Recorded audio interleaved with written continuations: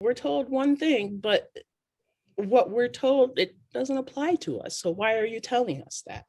As a Black queer woman, I've never had an American dream. What was seen as, what's touted to us as the American dream is, you have, what is it? You got your spouse, your 2.2 kids, your white picket fence.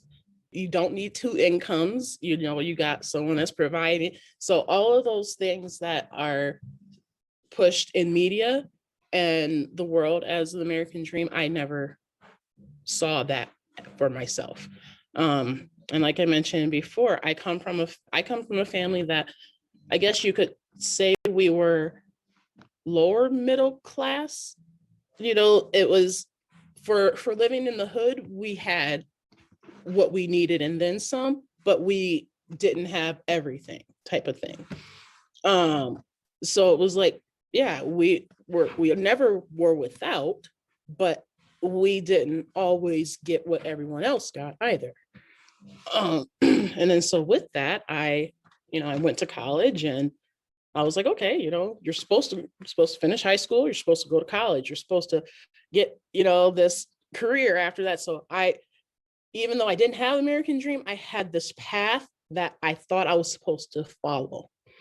And so trying to follow that path and knowing that I was never going to attain what others on that same path were that looked different than me, it was tough. I sit now with almost $200,000 in college debt over my head. I have a master's degree. Great. But am I actively using those degrees that I obtained all of that debt for? No. And it's like I struggle every day trying to make sure that I fit what I do somehow into those degrees, just so that I feel better about myself, because I don't want to have wasted all of that time.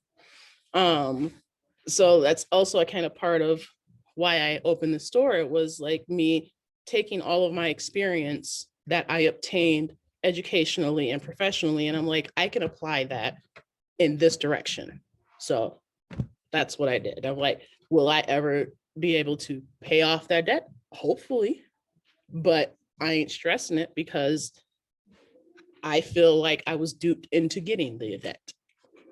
So my dream at this point, for me, the American dream for me and myself is just making sure that my siblings and my nephews and their children and everything are able to have something and not have to take this proposed path that they think they need to take.